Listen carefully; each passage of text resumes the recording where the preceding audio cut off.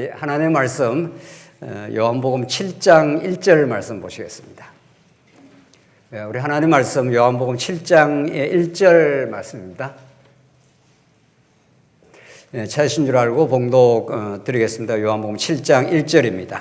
그 후에 예수께서 갈릴리에서 다니시고 유다에서 다니려 아니하심은 유대인들이 죽이려 함이르라.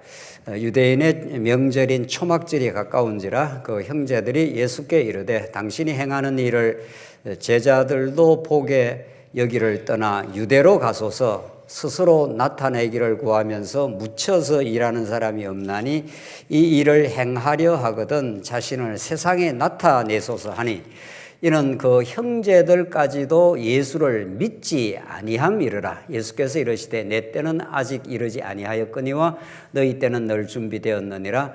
세상이 너희를 미워하지 아니하되 나를 미워하나니 이는 내가 세상의 일들을 악하다 정언함이라. 너희는 명절에 올라가라. 내 때가 아직 차지 못하였으니 나는 이 명절에 아직 올라가지 아니하노라. 이 말씀을 하시고 갈릴리에 머물러 계시니라. 9절까지 봉독드렸습니다. 우리는 지금 요한복음 말씀을 통해서 아버지께로부터 오신 하늘 보호자에 계신 아버지께로부터 보냄을 받은 그 아들에 관한 그 진리의 말씀을 지금 확인하고 있습니다.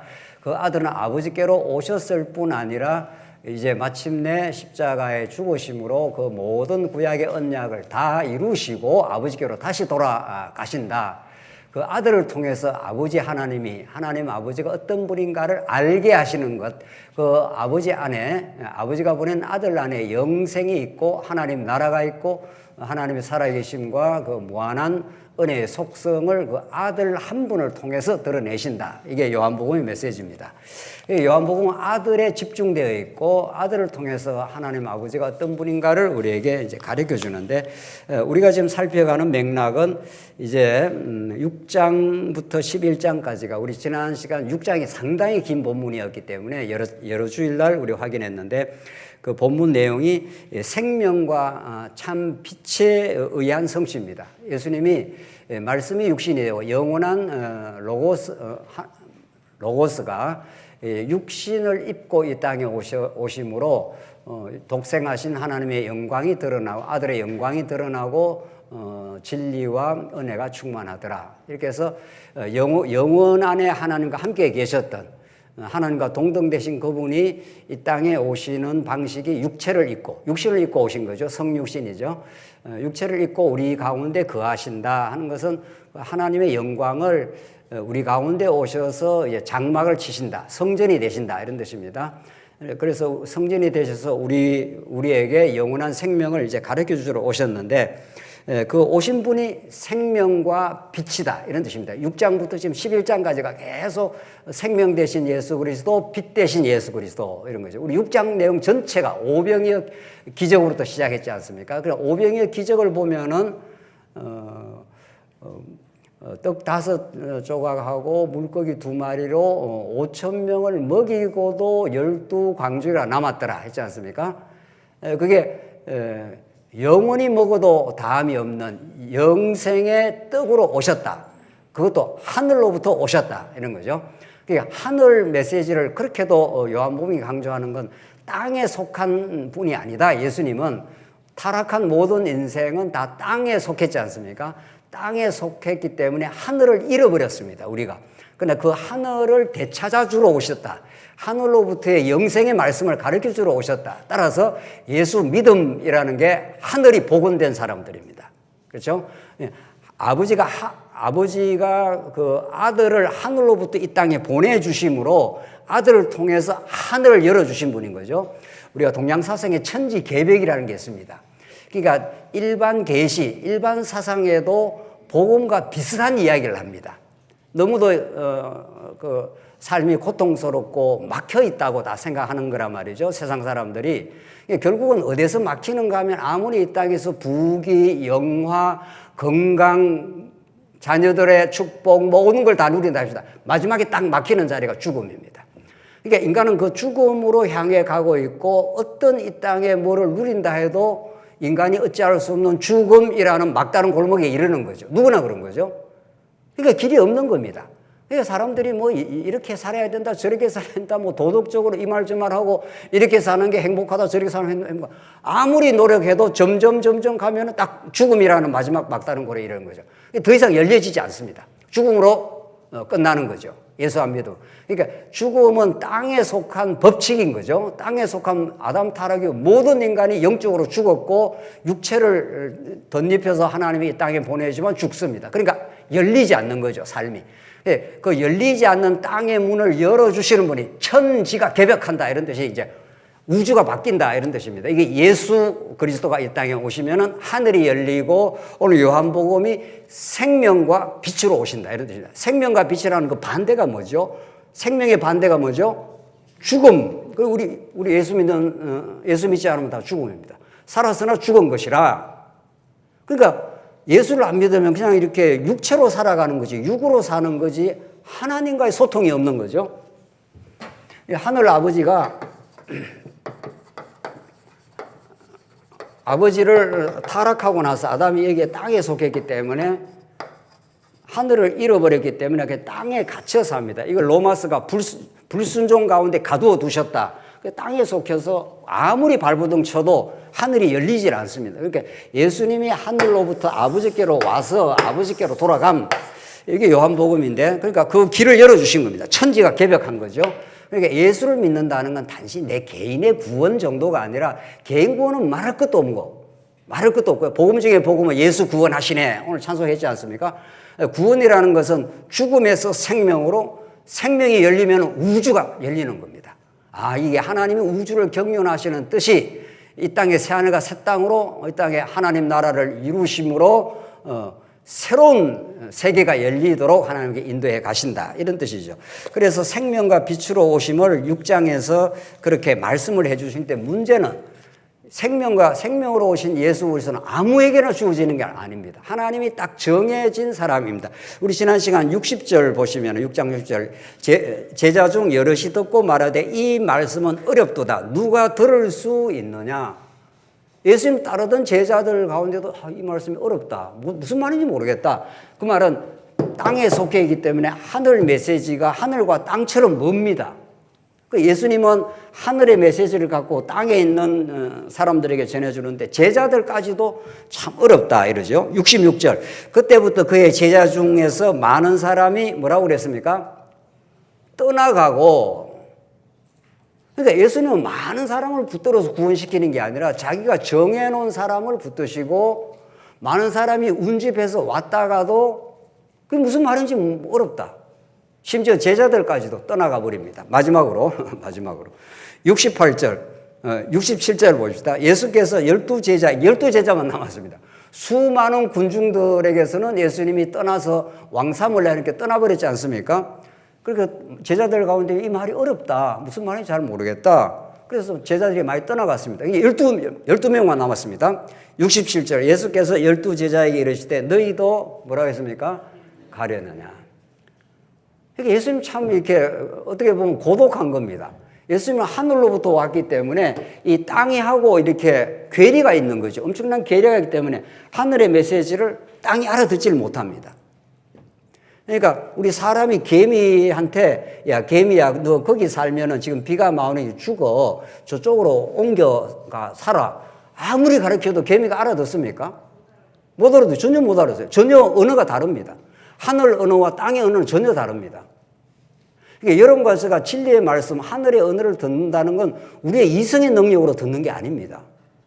옛날에 우리가 자꾸 논리적이고 증거가 있어야 되고 믿는다 그러는데 그거는 믿는 한 과정이고 방편일 뿐이지 아무리 논리적으로 아무리 증거를 갖다 대도 성령이 역사하지 않으면 전혀 무슨 말인지 모릅니다. 안 들립니다. 전혀 안 들립니다. 여러분 과서가 지금 요한복음의 말씀이 생명으로 들린다라든가 우리는 이 땅에 살지만 이제 하늘이 열려진 사람이구나. 그래서 스데반이 돌 맞아 죽을 때 하늘이 열리며 이렇게 했습니다. 그 스데반은 돌 맞아 죽지만 땅에서 돌 맞아 죽지만 하늘이 열린 사람입니다.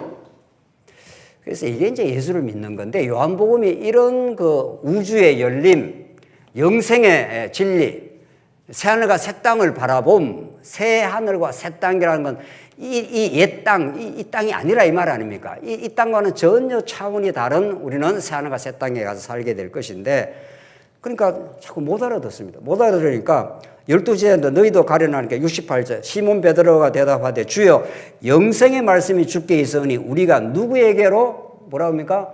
가오리까? 우리는 가지 않습니다. 많은 사람들이 떠나 갔지만 우리는 따라갑니다. 했지만 베드로도 결국 떠나갔습니다. 떠나간 그들에게 찾아가신 분이 예수 그리스도이십니다. 네.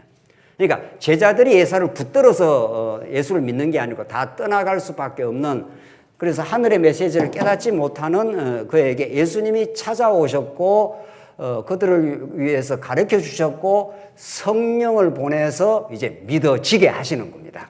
그러니까 여러분과 제가 예수를 믿는다는 건 놀라운 축복입니다.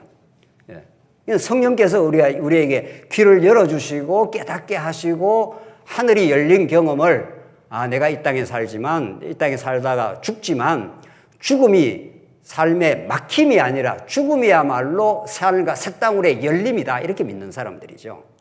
그래서 우리가 우리 장례식을 많이 하지 않습니까?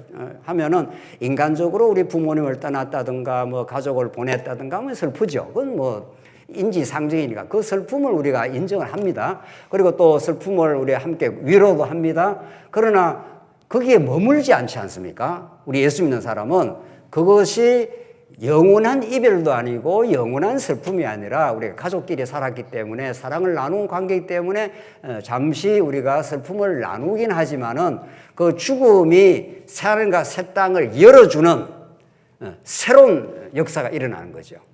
그렇게 우리가 믿는 거죠. 이게 안 믿어지나요?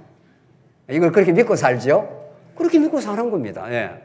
그래서 우리 육체적 삶도 의미 있다, 이런 겁니다. 왜? 우리는 영생을 바라보며 그 영생을 준비하며 하나님의 통치하는 그날을 바라보면서 그 사람은 후패하나 속 사람은 어떻게 해요? 날로 어떻게 해요? 새롭도다, 이렇게 믿는 사람들입니다. 우리 그 사람은 자꾸 후패해지지만은 누구나 다 병들어 죽지 뭐 우리가 건강하다 살다 죽는 사람은 어디 있습니까? 다 노쇠하고 뭐가 어디 아파서 어디 점점 그러다 죽을 거 아닙니까? 그러나 옛사람은 후패하나 속사람은 날로 새롭도다. 보이는 것은 잠깐이요 보이지 않는 것은 뭐라고 했습니까? 영원함이라, 이렇게 되어 있습니다. 그게 고린도 후서에 나오는 말씀이라는 거죠.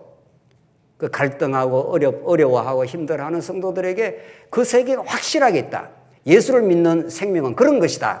오늘 본문은 7장은 그 후에 예수께서 갈릴리에서 다니시고 유대에서 다니려 아니하시면 유대인들이 죽이려 함이라. 이제는 노골적으로 예수님을 죽이려고 합니다. 노골적으로.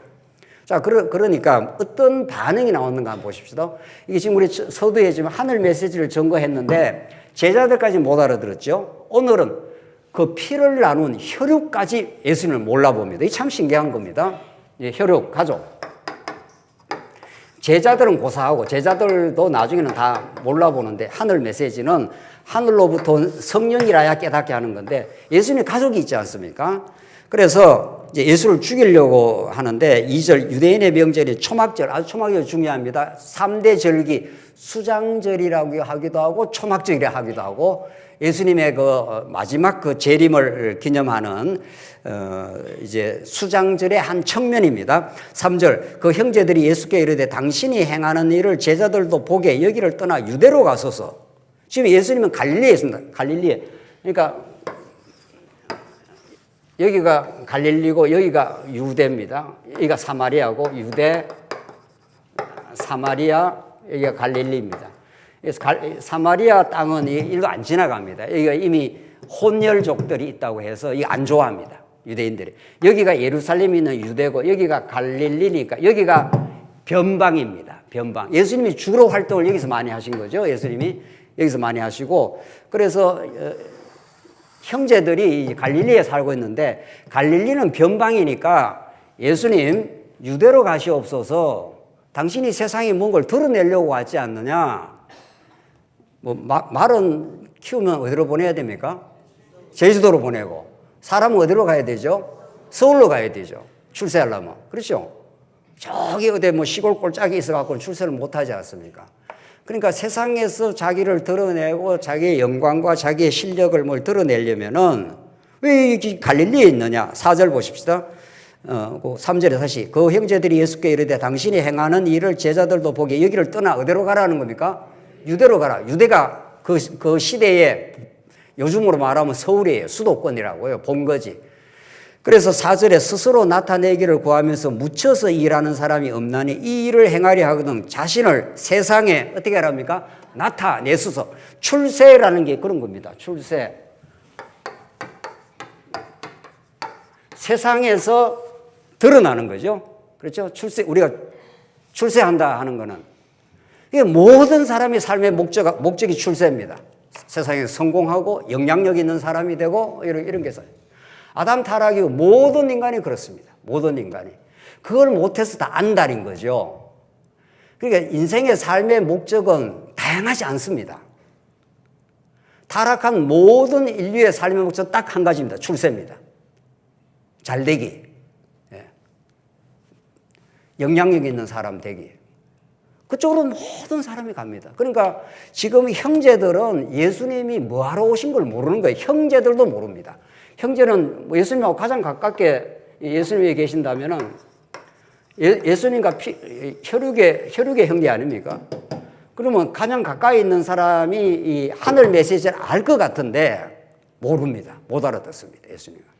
형제 중에 야고보라든가 이런 이제 나중에 주의 일을 하는 일꾼이 생겼는데 그런 분들도 다 오순절 성령이 오고 나서 바뀐 겁니다.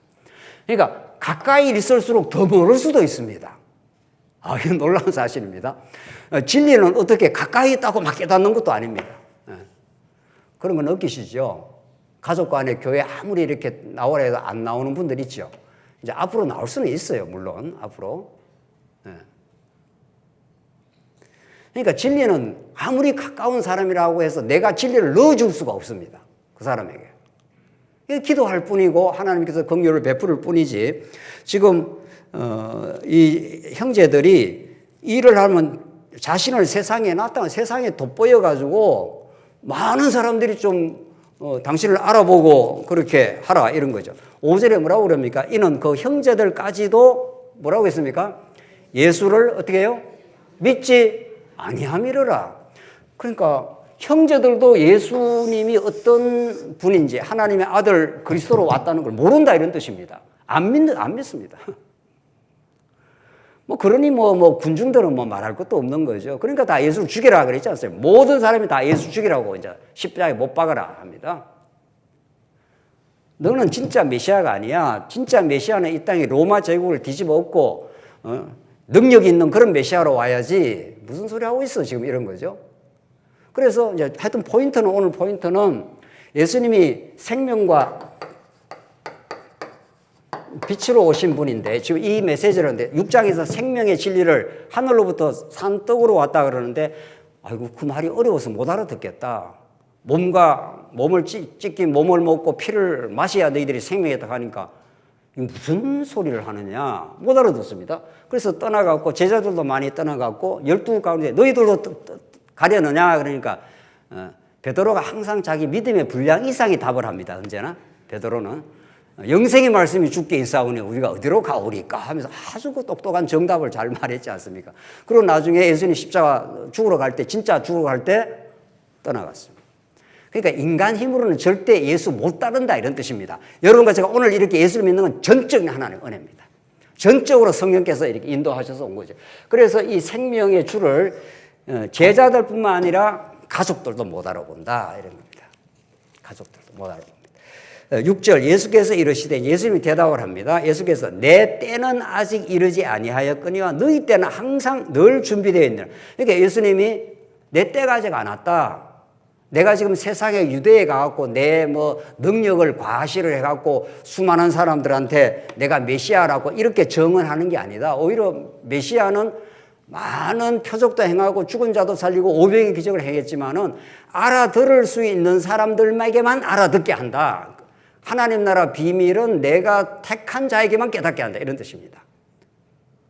하나님 모든 사람 깨닫게 하려면 다 예수 믿는 사람 되라 했고 한마디만 하면 온 우주 사람이 온 지구에 있는 사람이 다 알아듣습니다. 하나님 그런 게 안 한다. 이런 말입니다. 그래서 내 때는 내 때라는 게 이게 내가 십자가에 죽을 때 이런 뜻입니다. 요한복음 2장으로 한번 가보겠습니다. 이런 표현을 요한복음 2장 이제 포도주를 가나의 혼인잔치에서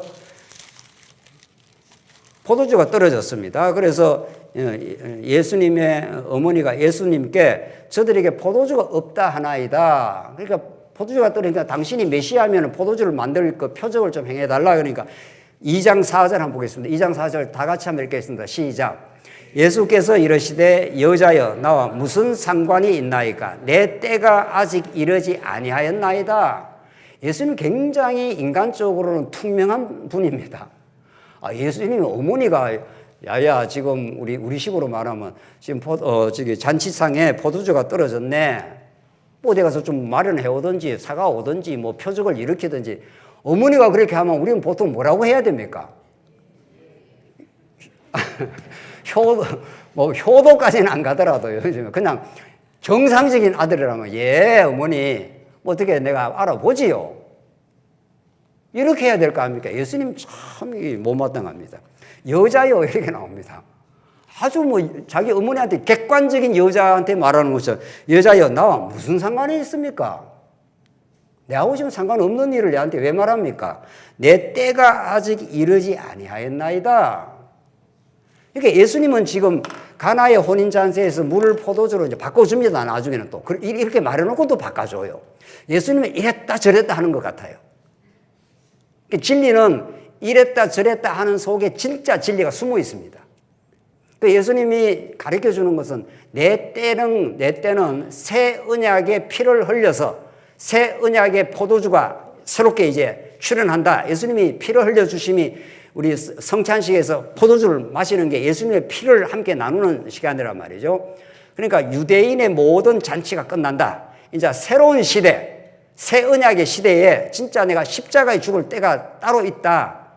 지금 가나의 혼인잔치는 이제 시작일 뿐이다. 내 때가 아직 안 왔다. 그러면서 예수님이 어머니한테 굉장히 퉁명스러운 방식으로 내 때가 아직 이르지 아니하였나이다. 이렇게 충격을 던지는 거죠. 내가 진짜 죽으러 왔다. 그래서 하나님 나라를 이루러 왔다. 그러면서 이제 십자가의 때가 점점 오고 있다는 것을 예수님의 어머니에게 가르쳐 주시고 실제 잔치의 포도주는 만들어줬습니까? 안 만들어줬습니까? 만들어줍니다. 그러니까 예수님은 지금 어떤 본질을 가르쳐 주기 위해서 퉁명스러울 방식처럼 여자여, 나와 그게 무슨 상관이 있습니까? 당신들 필요하면 포도주를 사가오든지 어떤 게 준비하시든지 이런 표현 아닙니까? 얼핏 봐서는. 근데 이 포도주에 담긴 복음이 담겨 있는 거죠. 포도주는 장차 예수님이 죽으실 피 흘려 죽으실, 그래서 새 언약의 새로운 세상이 열릴, 예수님이 죽어야 이 땅에 하나님 나라가 계시되기 때문입니다. 그래서 내 때가 가까이 안 왔다 이렇게 말씀하시고, 지금 7장 말씀도 마찬가지인 거죠. 7장 6절 다시 돌아가 봅시다. 예수께서 이르시되 내 때는 아직 이르지 아니하였거니와 너희 때는 늘 준비되었느니라. 내 때는 아직 안 이르렀다. 내가 유대에 올라갈 날이 있다 이 말이죠. 내가 이제 진짜 유대에 여기 예루살렘에 여기에 갈 때가 있다.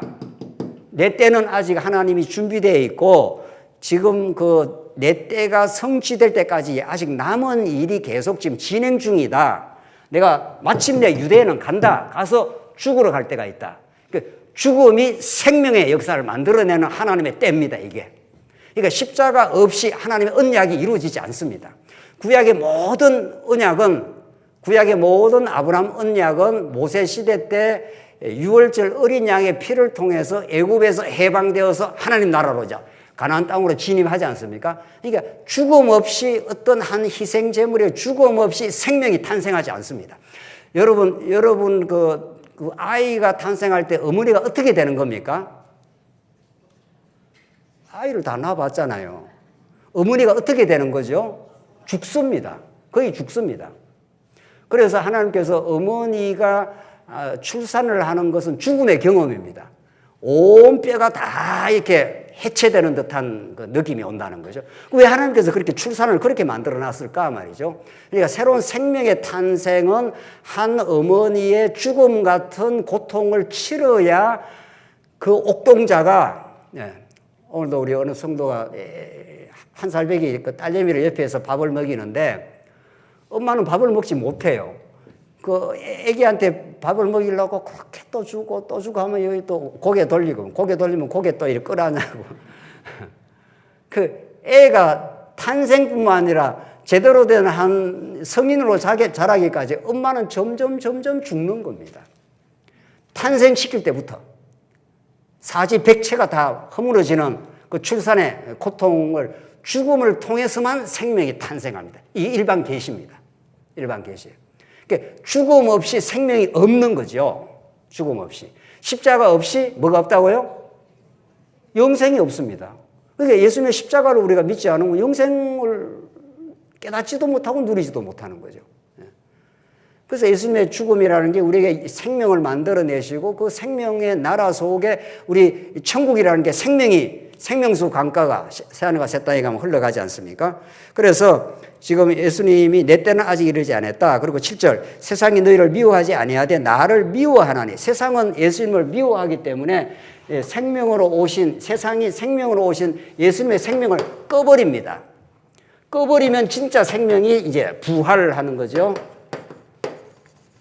그래서 모든 세상은 예수가 나타나는 게 거북스러운 거죠. 왜냐하면 세상은 누구나 왕 되고자 하기 때문입니다. 유대주의가 다 자기가 주인 노릇 하는 겁니다. 그러니까 복음을 아무나 받아들이는 게 아닙니다. 또 복음을 받아들였다 해도 복음대로 산다는 것도 쉽지 않습니다. 과정을 보면. 복음대로 산다는 건 내 자아가 자꾸 죽어야 되는데 예수는 믿었는데 내 고집대로 하고 싶다. 이런 뭐 복음대로 사는 게 아닌 겁니다. 그만큼 복음의 그 영광과 그 은혜를 깊이 모르면 복음을 듣긴 들었는데 내 고집대로 살고 싶은 거죠. 내 고집대로 그대로. 그래서 예수를 믿긴 믿는데 참 안식과 기쁨은 굉장히 약한 겁니다. 왜 우리가 자꾸 말씀을 듣고 우리 친교를 하고 말씀 안에서 교제를 하느냐 하면은 말씀을 자꾸 들으면 들을수록 내 생각, 내 고집, 내 계획이 다 포기돼야 되는 거구나. 그 십자가에 못 박혔구나. 그리고 예수의 생명으로 이끌림을 따라서 그 생명대로 간다. 어디로 끌어가든지 상관없다. 내가 이렇게 계획을 세워서 내 계획대로 가는 게 아니다. 이런 거죠. 이게 평생 훈련입니다. 평생 광야에서 옛사람 날마다 죽이고 속사람 잡고 날마다 살아나는 그 훈련 속에서 진짜 그 훈련 속에서 믿음으로 받아들이게 될 때 우리는 진짜 신앙의 길을 가게 되는데 그래서 내가 세상의 일을 악하다 정언하고 예수님이 와서 세상을 심판을 했습니다. 세상 전부 죄악에 빠졌다. 특히 유대인들이 예수님하고 정면 충돌하지 않습니까? 유대인들이 어떤 자들입니까? 유대인을 유대주의라 합니다. 우리는 타락한 인간이 예수를 만나기 전에는 모든 사람이 유대주의입니다. 여러분과 저도 다 유대인들만 유대주의가 아니라 모든 사람이 유대주의입니다. 유대주의라는 건 뭔가 하면 율법을 내가 지킨다. 내가 의롭게 살 수 있다. 내가 다른 사람보다 더 의롭다. 조금이라도 그렇게 주장하는 사람이 있으면 그 사람이 지금 유대주의에 빠진 겁니다. 내가 누구보다 더 낫다, 더 의롭다고 판단하는 그 순간 내가 죄인이 아니다 이 말이죠. 죄인이 아니다 그 말은 내가 예수가 그렇게 절실한 존재가 아니다 이 말입니다.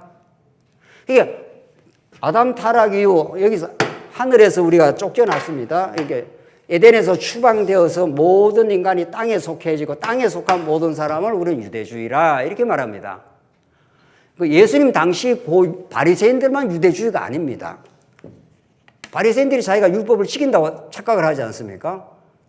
우리가 예수 믿기 전에는 누구나 내가 도덕도 잘 지키고 내가 열심히 의롭게 살고 내가 너보다 그래도 더 남 많이 도와주고 그런 자아식을 갖고 있습니다. 그게 병든 자아식입니다. 내가 너보다 더 나아. 너보다 더 나을 게 하나도 없습니다. 모든 인간은 아담 타락이요. 모든 인간은 다 죄인입니다. 의인은 없나니? 어떻게 해요? 하나도 없다는데. 하나님 보실 때 다 의인이 아니고 다 새카만 죄인입니다. 그게 무슨 경중이 없습니다. 여러분 옆에 한번 보십시오. 내가 저 집사님보다 더 낫다 이렇게 생각하시죠? 내가 주일날도 열심히 잘 나오고 봉사도 더 많이 하고 이미 아직도 예수를 진짜 만난 게 아닙니다. 진짜 예수를 만난 사람은 내가 저 사람보다 낫다 이런 생각을 할 수가 없습니다. 나는 새카만 죄인입니다. 나는 예수가 아니면 살 수가 없습니다. 이게 진짜 예수를 믿는 겁니다. 그러니까 성경신학을 어떻게 받아들였는지는 몰라도 언약대로 하나님 이루신다, 언약대로 이루신다. 이게 진짜 하나님을 제대로 만났다면은 우리는 하나님 앞에서 누구나 지금 요한복음에서 유대인들이 예수님의 말을 못 알아듣지 않습니까? 왜 못 알아듣는가 하면 내가 의롭다 이런 뜻입니다. 내가 지금까지 다 율법 잘 지키고 잘 살았는데 무슨 소리 하고 있어 지금? 예수 너가 무슨 소리 하고 있어? 이런 뜻이에요. 그 사람에게는 예수가 절실하지 않습니다. 오히려 예수를 죽여버려야 됩니다. 그래서 우리 모든 사람이 예수를 십자가에 못 박았다 이렇게 말합니다. 아직 안 믿어지시죠? 내가 언제 예수를 못 박아서 죽였냐? 내가 지금 21세기에 지금 살고 있는데. 우리 예수님이 십자가 죽으실 때 우리 모든 인류가 예수님을 바라바를 내놓고 예수를 죽여라 이렇게 된 겁니다. 그렇게 자기 인식을 갖지 않는 한 예수를 진짜 믿는 게 아닙니다. 아직은 진짜 믿는 게 아닙니다. 그러니까 내가 교회 봉사를 열심히 한다 치십시다. 열심히 하면 할수록 자기 의가 많아져요. 이 복음을 모르면은. 그러니까 너는 왜 그렇게 교회 봉사를 안 해? 이건 엄청난 유대주의예요. 엄청난 유대주의도 이런 유대주의가 없어요. 그러니까 우리가 진짜 복음을 받아들이고 예수를 생명과 빛으로 받아들여서 교회 진짜 봉사를 하면은 하나님 봉사를 할 수 있어서 너무도 감사합니다. 날 같은 인생이 이렇게 하나님의 나라를 진리를 위해서 봉사할 수 있도록 기회를 주시고 마음을 주시고 열심을 주신 게 너무도 감사합니다. 이렇게 고백하는 게 진짜 봉사지. 너희들은 왜 봉사 안 해? 그건 봉사가 아니에요. 그거는 이미. 봉사는 주님이 내한테 주신 선물 아닙니까? 그것도 죽었던 인생에게 준 선물 아니에요. 죽었던 사람은 봉사 안 합니다. 전부 자기를 위해서 삽니다. 이거 믿어지시나요? 우리가 예수 믿기 전에 선을 하는 게 있습니까? 예수 믿기 남 도와주는 게 누구를 위해서 도와준 거죠? 저 대학교 다닐 때 그 불쌍한 재건학교 아들 위해서 엄청 봉사를 많이 했습니다. 예수 믿기 전에. 가리방 끌고 가고 시험지 해주고 점심도 사주고 학교 시험 보러 갈 때 다 태워주고 엄청난 의인이지. 의인이 있으면 한번 나와봐라. 내만한 의인이 있는가. 예수를 믿고 나니까 으악 이런 죄인이 없어요. 내가 그 아이들을 위해서 열심히 도와주고 한 게 꼭 허전할 때 올라갔습니다. 제가 학교 다닐 때 진짜 진리의 가치를 찾지 못해서 마음이 허전하면은 그 학교 가서 애들 열심히 도와주면 마음이 어땠죠? 남 누구 도와주면 그 아이들이 아이고 선생님 하고 졸업식 날 펑펑 울고 합니다. 그러면 허전한 마음이 어떻게 되죠? 뿌듯합니다. 아주. 내가 이렇게 의로와 이걸 증명하는 거죠. 하나님하고 아무 상관없어요. 아무 상관없습니다. 그 진짜 예수를 믿고 도와줄 수가 있죠. 진짜 예수를 이제 믿은 사람이 옆에 어려운 성도를 도와줄 수 있죠. 도와줄 수 있습니다. 그거는 내 뿌듯하라고 내 공허한 마음을 채우려고 도와주는 게 아니라 진짜 기쁨과 감사가 있으니까 도와주고 깨끗하게 잊어버립니다. 내가 언제 도와줬다는 의식 자체가 없습니다. 내 의식으로 한 게 아니고 누구 의식으로 했으니까. 내 안에 누가 하신 일이니까. 그리스도가 하신 일이니까. 이게 진짜 봉사입니다. 그래서 예수님이 마지막 날 너 내가 오게 했을 때 와서 내가 나를 찾아줬고 내가 목마를 때 물을 줬다 그러니까 양이 뭐라고 그럽니까? 그렇죠. 내가 예수님 많이 도와줬죠. 이렇게 했습니까? 양이 뭐라고 그랬습니까? 우리가 언제 했습니까? 의식이 없습니다. 그냥 내가 주님이 내 안에서 기쁨을 줘서 그냥 봉사했고 봉사한 것이 너무도 행복했습니다. 그걸로 끝! 이런 거죠. 너무도 행복했습니다. 내가 한 것이 아닙니다. 내가 다른 사도보다 더 많이 수고하였으나 내가 한 것이 아니요. 나와 함께 하신 하나님의 은혜로라. 이게 사도 바울의 마지막 고린도전서의 고백입니다. 진짜 우리가 예수를 이렇게 이론적으로 언약 성취를 이론적으로 받으면 굉장히 불행해집니다. 진짜 예수를 제대로 정통으로 만나지 못할 수가 있습니다. 예수를 만났다는 것은 지금 예수님께서 이 세상을 악하다 평가했지 않습니까? 모든 존재가 다 죄인이다. 예수 앞에서 아무도 의인이 없다. 내가 찾아가서 너에게 생명과 빛이 되어주겠다. 그러면 너희는 완전히 내 안에서 그리스도를 믿음으로 의롭게 된다. 지금 그 말이죠. 9절 보십시다. 18절. 너희는 명절에 올라가라. 내 때가 아직 차지 못하였으니 나는 이 명절에 아직 올라가지 아니하노라. 이 말씀을 하시고 갈릴리에 머물러 계시니라. 그래서 이 형제들이 자꾸 예수님 보고 유대에 올라가라. 세상에서 좀 드러내어서 일을 해라. 그러니까 예수님 안 올라간다. 그러니까 예수님을 세상의 방식으로 뽐내라. 이런 말이죠. 세상의 방식으로 영향력 있는 인간이 되어서 그렇게 좀 살아서 우리도 좀 한턱 보자. 지금 그런 뜻입니다. 예수님이 이 땅에 세상에 찾아오시고 자기가 메시아를 드러내는 방식은 형제들이 꿈꿨던 그런 방식으로 세상에 드러나는 게 아니라 내 때가 아직 안 왔다. 내 때는 어떤 때라고 했습니까? 내 때는 어떤 때입니까? 십자가에 죽는 때. 십자가에 죽는 방식으로 하나님의 영광을 드러내겠다. 그러니까 세상에서 뽐내는 방식으로 예수님이 이 땅에 드러난 방식으로 나타나는 게 아니라 세상에서 버려지고 죽는 방식으로 하나님의 거룩한 영광을 드러내겠다는 뜻입니다. 그러니까 유대인들이 못 알아듣는 거죠. 유대인들은 굉장한 표적, 율법을 지켜서 의롭게 하게 됨, 이런 것들이 유대인들의 자기 가치관이니까 전혀 못 알아듣습니다. 10절. 더 재미있는데 보십시다. 그 형제들이 명절에 올라간 후에 자기도 올라가시되 나타내지 않고 은밀히 어떻게 해요?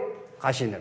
그러니까 형제들이 가라 했을 때는 안 가고 예수님은 완전 청개구리 삼신입니다. 형제들이 가라 할 때는 안 가. 가라 한 거는 너들의 의도대로 내가 움직이지 않아. 이런 뜻입니다. 재밌지 않나요? 저는 성경이 너무 재밌는데요. 예수님의 동선이 인간의 어떤 요구와 인간의 욕구대로 움직이지 않습니다. 하늘의 동선 따라 움직입니다. 하늘의 계획과 뜻 따라 움직입니다. 그러니까 형제들이 예수님한테 당신 좀 세상에 올라가서 좀 빛과 번쩍하게 좀 드러나세요. 그러니까 내 때가 아직 안 왔어. 그러니까 안 간다 그랬지 않습니까? 안 간다 그러고 10절에 그 형제들이 명절에 올라간, 이 형제들은 명절에 올라갔습니다. 여기 유대에 이제 절기가 되면 온 사람들이 유대 예루살렘에 모이지 않습니까? 올라갔습니다. 그리고 예수님이 한참 뒤에 있다가 어떻게 한다는 거예요? 그 뒤에 뭐라고 되었습니까? 올라간 후에 자기도 올라가시되 나타내지 않고 어떻게 가신다고 했습니까? 은밀히 나타나십니다. 이게 복음이라는 거는 보이지 않는 동선을 따라서 우리에게 임하고 있습니다. 겉으로 뭐 대단하게 뭐 보이는 것이 복음의 동선이 아닙니다. 하나님의 성령의 동선은 이게 뭐 하나님 뜻이구나 저게 뜻이는 아닙니다. 사람이 볼 때 한국교회가 얼마나 빛과 번쩍해졌습니까? 지금 건물도 커졌고 수많은 사람 모이고 돈 많이 모이고 그래서 한국교회가 지금 망하고 있는 거죠. 그중에 보이지 않는 하나님의 동선을 파악하고 낮고 천한 자리에 오신 예수 그리스도 아둘람 동굴처럼 환난당한 자, 빚진 자, 원통한 자 같은 하나님의 택한 백성들, 이 땅에 찢기고 고난 많고 이런 사람들이 예수 아니면 살 수 없다. 이런 사람들이 이제 붙드는 예수. 그 동선이 따로 움직입니다. 우리 교회 안에도 마찬가지일 겁니다. 진짜 말씀 아니면 살 수가 없다. 말씀이 진짜 영원한 소망이다. 말씀이 움직이는 곳을 따라 내가 복음을 듣고 싶다. 이런 그 말씀의 동선을 계속 따라가느냐? 안 그러면 뭐 예배당 잘 지어졌지 않습니까? 잔디밭 너무도 좋아요. 그래서 우리 교회를 찾아오는 사람들이 아이들 잔디밭에서 놀기 좋아서 찾아올 수가 있습니다. 이제 교회가 망하는 거죠. 물론 말씀이 좋아서 말씀을 들으러 왔는데 아이들 뭐 잔디밭에 좋은 환경에서 키우면 얼마나 좋겠어요. 그러니까 선후가 바뀌면 이제 망하는 길이 되는 겁니다. 그러니까 여러분들 예배당이 이렇게 잘 건물이 지어져 있다 해서 이렇게 방심할 일이 아닙니다. 모든 교회는 초기에 다 진리에 따라서 움직입니다. 그러다가 점점 수가 많아지고 제도화가 되고 이렇게 되면은 점점 여기에 공로가 생기고 우리가 교회를 할 때 이렇게 했다. 이렇게. 그러면 뒤에 점점 오는 사람들이 진리를 따라서 앞에 나가는 사람들이 진리 중심으로 끊임없이 기도하고 진리 중심으로 살고 진리 중심으로 교회 안에 판단을 하지 않으면은 자꾸 자꾸 이제 희석이 되는 거죠. 점점 희석이 되는 거죠. 그걸 교회 위기라 그럽니다. 교회 돈이 없어 위기가 아닙니다. 숫자가 적다고 위기가 아닙니다. 예수님은 자꾸 사람들이 떠나갔지 않습니까? 군중도 떠나가고 제자도 떠나가고 12사람 중에 너희도 가려느나 너희도 가려면 가 이런 거죠. 진짜 말씀 듣는 사람이 남아있고 그 말씀의 역사에 의해서 새롭게 갱신될 수 있어 이런 거죠. 그래서 예수님이 엄밀히 가십니다. 엄밀하게 가셔요. 그러니까 사람들의 욕구 따라서 예수님 움직이지 않습니다. 여러분과 저의 욕구 따라서 예수님 움직여주지 않습니다. 하늘의 동선을 따라서 움직이시고 진짜 말씀이 간절하고 진짜 이 땅에 하나님 나라가 실현되기를 원하는 사람들의 그 기도를 하나님이 들으시고 움직이시는 거죠. 11절 명절 중에 유대인들이 예수를 찾으면서 그가 어디 있느냐. 그 유대인들은 예수를 찾아갖고 죽이려고 하는 겁니다. 그 진리의 생명을 꺼버리려고 하는 거죠. 예수가 자꾸 등장하면 자기들의 죄악이 폭로가 되기 때문에 아주 싫은 겁니다.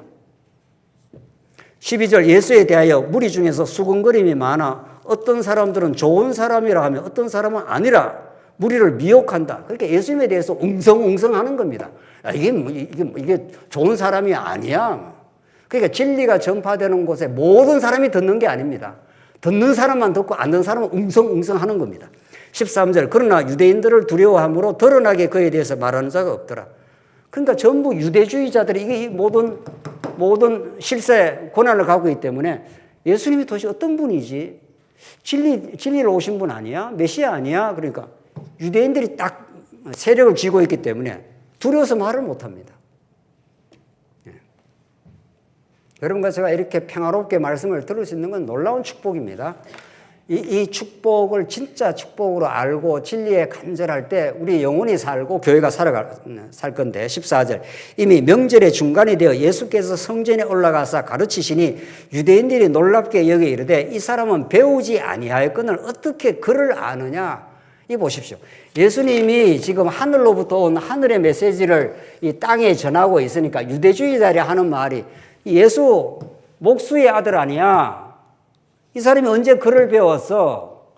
유대주의자들은 엄청난 학파가 있습니다. 힐렐 학파라든가 여러 가지 율법 학파들이 꽉 들어차 있습니다. 가말리엘 학파 거기서 배워야 진짜 하나님의 뜻을 안다 그러는데 예수님은 배운 적이 없어요. 그들한테. 예수님은 하늘 메시지를 가지고 이 땅에 찾아오신 분이에요. 이 땅이 요즘에 신학교, 미국의 하버드 대학 나와야 된다. 미국의 무슨 유력한 신학교 나와야 된다. 그 신학교 나오면 뭐합니까? 복음을 안 전하면은. 그렇게 박사학위 가지고 있는 사람한테 말씀을 들어야 그래도 미국 가서 웨스트민스터 나오고 프린스턴 나오고 하버드 나와야 그래야 권위가 있다 뭐 이런 거 아닙니까? 요즘식으로 말한다면은 네가 어디서 배웠어? 뭐 이런 거죠. 예수님은 너한테 안 배웠어. 하늘로부터 온 메시지를 내가 가지고 왔기 때문에 너들이 가르치는 진리도 아니지만은 그것과는 결이 전혀 달라. 이런 뜻입니다. 이게 여러분과 제가 하늘로부터 오신 예수의 말씀을 그대로 듣는 게 중요합니다. 김 목사를 통해서 들을 필요도 없습니다. 그냥 김 목사는 한 채널일 뿐이고 김 목사가 하늘로부터 온 예수 그리스도에 대한 정을 하자면 듣지 말아야 되는 거죠. 그러니까 예수 그리스도의 말씀을 그대로 그것이 최고의 권위, 절대적인 진리 이렇습니다. 그분이 영원한 생명이기 때문에 그렇습니다. 그분만이 길이요 진리요 생명이십니다. 네. 그분의 말씀을 우리가 듣는 거죠. 전하는 저도 그분의 말씀을 듣는 거죠. 그래서 16절 예수께서 대답하여 이르시되 내 교훈은 내 것이 아니요 나를 보내신 이의 것이니라. 사람이 하나님의 뜻을 행하려 하면 이 교훈은 하나님께로부터 왔는지 내가 스스로 말함인지 알리라. 스스로 말하는 자는 누구 영광을 구합니까? 자기 영광을 구하되 보내신 자의 이의 영광을 구하는 자는 참되리 그 속에 불의가 없느니라. 오늘 요 18절 여기 마지막 오늘 우리가 정리할 부분입니다. 그러니까 하나님으로부터 보내신 자는 자기 영광을 말하지 않는다. 하늘 아버지의 영광을 담고 하늘 아버지의 살아계심과 그 위대한 능력과 그 은혜와 우리를 구원하심과 이 땅에 하나님 나라를 보내주심을 그걸 정언하는 존재고 유대인들은 아담 타락 이후 모든 인간은 자기 영광을 추구합니다. 여러분과 제가 예수를 제대로 만나지 못했을 때, 예수를 믿지 않았을 때 모든 게 자기 영광입니다. 그 자기 영광을 구하던 병든 자아가 우리 깊이 뿌리 박혀 있어서 예수를 믿었는데도 불구하고 아직도 자기 영광을 구하는 옛사람의 소욕이 남아 있습니다. 그 로마서 7장은 내 마음의 한 법은 하나님을 섬기고자 하나 내 마음의 다른 법이 나를 의대로 끌고 가는도다. 죄악 가운데 끌어가는 것을 보는도다. 오후라 나는 공고한 사람이다. 내 내면에 자꾸 충돌이 생기는 겁니다. 내가 말씀을 듣고 하나님의 영광을 살고자 하지만 그 말씀에 듣는 빈도와 강도가 약하면은 아직도 내가 내 실제 자아는 어디로 끌려갑니까? 예, 죄 가운데 끌려가는 거죠. 하나님께서 죄 가운데 남겨뒀기 때문에. 그래서 실제로 하나님의 말씀을 충분하게 그 은혜의 말씀을 성령의 감동으로 깨닫지 않으면 현실의 삶은 언제나 죄악 가운데 끌려가는 겁니다. 오라 공고하는 자로다. 누가 이 사망의 몸에서 나를 건져내랴 이렇게 하지 않습니까? 근데 그걸 깨닫고 나서 사도 바울이 오히려 감사하리로다. 아하, 내가 이렇게 내 힘으로는 절대 하나님의 뜻대로 살 수 없는 존재임을 알고 나서 오히려 하나님께 감사하리로다. 그래서 주님이 오셨구나 이런 거죠. 그래서 주님이 내 생명이 되시고 은혜가 되시고 내 빛이 되시고 그런 거죠.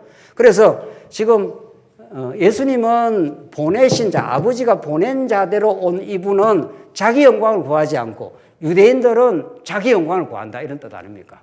그래서 예수님이 로마서에서 하나님께서 로마서를 한번 읽고 이제 정리해야 되겠네요. 로마서 보십시다. 11장 가보겠습니다. 로마서를 불의한 가운데 가두어 뒀다가 하나님께서 로마서를 결론 지으면서 사도 바울이 로마서 11장 32절입니다. 하나님이 다 불의한 가운데 가두어 주신 건 하나님의 그 큰 긍휼을 깨닫게 하려고 하나님께서 이 인류의 역사를 움직였다 하면서 32절입니다. 하나님이 모든 사람을 순종하지 아니한 가운데 어떻게 한다고요? 가두어 두시면 모든 사람에게 긍휼을 베풀려 하심이라. 하나님의 계획은 에덴 동산 같은 에덴 동산에서 하나님 나라에서 선악과를 만들어줘서 그걸 먹고 사단의 유혹을 받았습니다. 이거 먹으면 하나님과 같이 된다 해서 먹어버렸습니다. 그래서 에덴 동산에 그냥 두지 않고 하나님은 어떻게 했습니까? 추방을 시킨 겁니다. 나가. 아버지로부터 하늘 아버지로부터 떨어져 나간 인생이 어떤 건가를 경험하고 돌아와 이런 겁니다. 우리 인생이 이 길을 가고 있는데 이 길을 뒤따라오신 분이 예수 그리스도입니다. 예수님이 하늘 보좌를 버리고 이 땅에 죄악의 몸을 우리와 같은 똑같은 몸을 입고 이 땅에 오셔서 우리가 죽어야 될 그 자리에 십자가에 죽으시고 대신 살아나시고 하늘 보좌로 다시 돌아가는 거죠. 이제 예수를 믿는다는 건 예수와 함께 죽고 예수와 함께 산 예수 공동체가 된 겁니다. 우리가. 그래서 예수를 믿은 사람은 김아무개, 박아무개로 사는 게 아닙니다. 최아무개로 사는 사람이 아닙니다. 그거는 그냥 살다가 7, 80 살면 죽을 거 아닙니까, 우리가? 그건 아무것도 아닙니다. 그런데 예수를 아직 정통으로 제대로 말씀을 못 깨달으면 김아무개가 좀 네가 나를 자존심을 건드려? 이런 거죠. 이 인간 죄의 가장 심리적 반응이 인간이 죄인이라는 가장 심리적 반응은 자존심을 건드릴 때 인간이 못 견디는 겁니다. 자존심이라는 게 자아가 대단하다 이 말 아닙니까? 아담 타락 이후 모든 인간이 죄인이 되었는데 대단할 게 뭐 있습니까? 하나님이 너 행위대로 지옥 가 하면 다 우리 지옥 갈 사람인데 근데 타락한 우리 인간에게 남아있는 게 이게 스스로 자자 이 자아가 있습니다. 자아를 굉장히 생각해요. 그러니까 예수 아직 안 믿는 사람은 예수 믿는 사람까지도 그렇습니다. 제대로 안 믿으면은 이 자아가 시퍼렇게 살아있기 때문에 내 자존심을 건드렸다 하면은 평생 용서 안 합니다. 네가 나를 무시했어? 이거 한 번 일어놓으면은 예수 믿는 사람들끼리도 평생 가는 사람도 있습니다. 아, 정말 대단합니다. 나는 예수님이 와도 용서 못한다. 이런 사람이 있더라고요. 내가 지금 한 20년 전에 뉴질랜드 갔을 때 말이죠. 예수님 가서 이 사람 용서 못한다. 그러니까 그 사람은 예수님보다 어때요? 더 높은 사람이에요. 그 사람은 예수님 십자가가 무슨 말인지 몰라요. 예수님 십자가에서 얼마나 치욕을 당하고 짓밟히고 조롱당하고 예수님은 자존심이 짓밟힐 다 짓밟힌 존재입니다. 그 예수님의 십자가 사건의 의미를 모르는 거죠. 그러니까 십자가 사건의 의미를 보면 인간은 살면서 자아만 아주 강해집니다. 그러니까 나이가 들면 점점 더 강해집니다. 나이가 들면 더 이제 강해져갖고 이제 내한테 말하지 마. 난 내대로 살 거야. 굉장히 불행한 케이스입니다. 진짜 예수를 믿는다는 것은 내대로 살 거야가 아니라 십자가에서 죽을 때 죽었습니다. 그리고 예수 안에 살았습니다. 그리고 하나님 뜻대로 가겠습니다. 또 어쩔 수 없이 내가 처복종시키지 못하는 옛 자아가 있다면 하나님께 기도할 뿐이고 하나님 오늘 범사와 만사가 하나님의 영광을 위한 길이라고 믿습니다. 주님의 길이라면 따라가겠습니다. 이 참된 순종은 성령이 오셔서 우리에게 주시는 선물입니다. 그래서 하나님께서 긍휼을 베풀려고 가두어 두셨고 깊도다 하나님의 지혜와 지식에 풍성하며 누가 주께 먼저 들어서 갔겠느냐 이는 만물이 주에게서 나오고 주로 말미암고 주께로 돌아갑니다. 그에게 영광이 세세 있을지어다.